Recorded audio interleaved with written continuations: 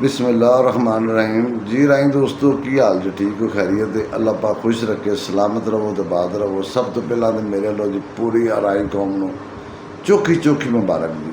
कल जड़ा असा कल्चर डे मनाया है, अलहमदुलिल्लाह पूरे पाकिस्तान दे विच आराइयां ने अपना जोशो खरोश विखाया और वेख के खुशी हुई है कल कि असी अपनी मंजिल की तरफ रवां दवां।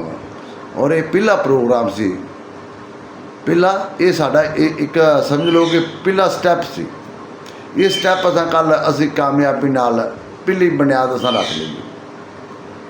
और दूसरा कुछ जिहड़े मैं कल वो चेहरे वेखे ने, वो बद किरदार वेखे ने, जिहड़े मफाद प्रस्त दूसरियां दी झोलियां च दूसरियां दे डेरियां च बह के दूसरियां दी तरीफा करते हैं। कल मैं कुछ चेहरे वो भी वेखे ने जिहड़े इस तरह के बद किरदार लोग ने ना जी, जिहड़े अपने ही आराइयां के खिलाफ बोलन और अपने मफाद वास्ते किसी होर दी झोली से जाके बह जान। इस तरह का बंदा मैं उन्होंने राई नहीं गिनता।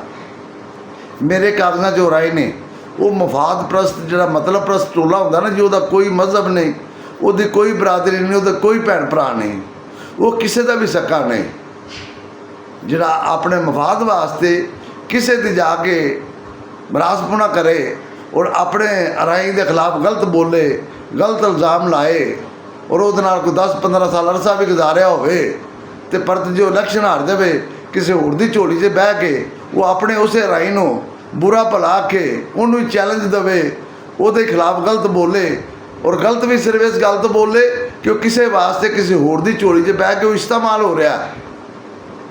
जिहड़े नस्ली लोग होंदे ना, खानदानी लोग, वो तो पानी का गिलास पी लैन ना जी, पानी का गिलास पी लैन, वो इस गल ते जिंदगी गुजार छड़ते हैं।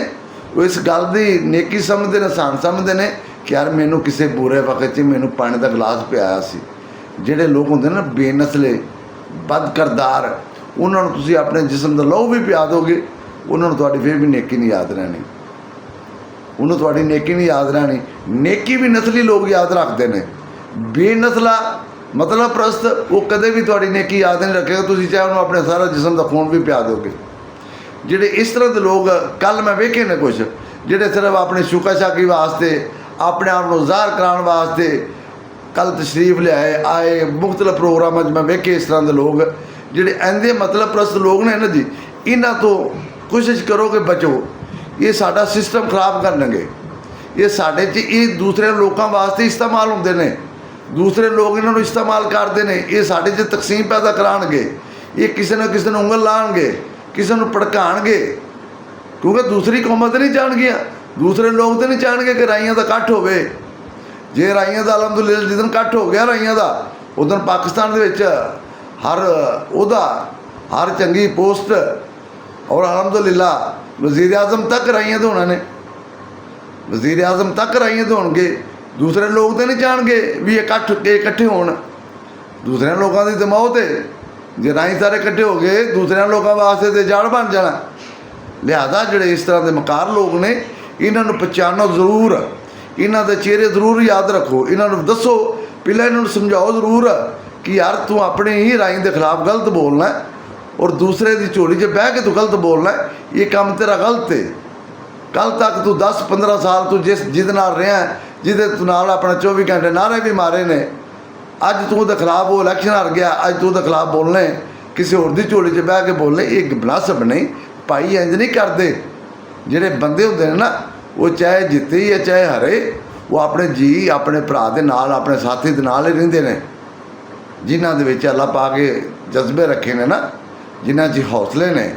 अलहमदुलिल्लाह वो ये नहीं वेंदे भी आ साडा राई इलैक्शन हार गया तो असीं हुण जिहड़ा जित्तिया किसी होर दा असीं उस कौम की झोली च जाके बह जाइए। नहीं, वो साडा भरा है, वो जित्तिया तां भी साडा है, हरिया तां भी साडा है, असीं उहदे हाँ। साडा कोई इलैक्शन का तलक तो नहीं हैगा, साडा तो एक खूनी तलक है, साडा तो एक रिश्ता है, साडा तो एक प्यार मुहब्बत इतफाक है ना, सानूं उहदे ते गल करनी चाहिए है।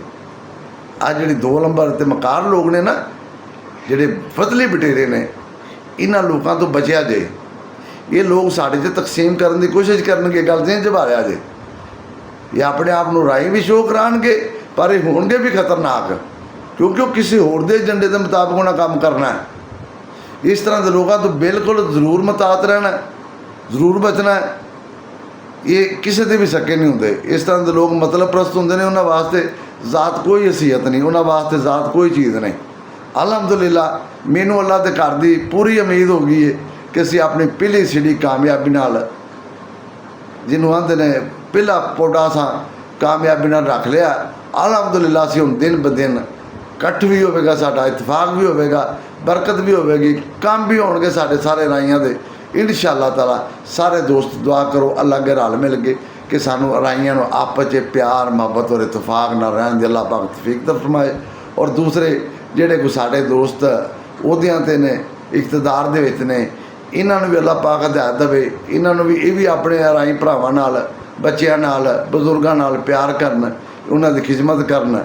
ਇਹਨਾਂ ਵਾਸਤੇ ਵੀ ਦੁਆ ਕਰੋ ਅੱਲਾਹ ਪਾਕ ਇਹਨਾਂ ਨੂੰ ਵੀ ਹਦਾਇਤ ਦੇਵੇ। ਮੇਰਾ ਪੂਰੀ ਰਾਈ ਕੌਮ ਨੂੰ ਮੈਂ ਫਿਰ ਮੁਬਾਰਕਬਾਦ ਦੇਣਾ ਔਰ ਦੁਆ ਕਰੋ ਅੱਲਾ ਅੱਗੇ ਸਾਰੇ ਕਿ ਅਸੀਂ ਇਸੇ ਜਜ਼ਬੇ ਨਾਲ ਜਿਵੇਂ ਅਸੀਂ ਟੁਰਿਆ ਸੀ ਇੰਝ ਹੀ ਟੁਰੀਏ, ਸਾਡਾ ਇੰਝ ਹੀ ਪਿਆਰ ਮੁਹੱਬਤ ਅਤੇ ਇਤਫਾਕ ਅਤੇ ਇਕੱਠ ਸਾਡਾ ਕਾਇਮ ਦਾਇਮ ਰਵੇ। ਪਾਕਿਸਤਾਨ ਜ਼ਿੰਦਾਬਾਦ, ਰਾਈ ਕੌਮ ਜ਼ਿੰਦਾਬਾਦ। अस्सलाम वालेकुम।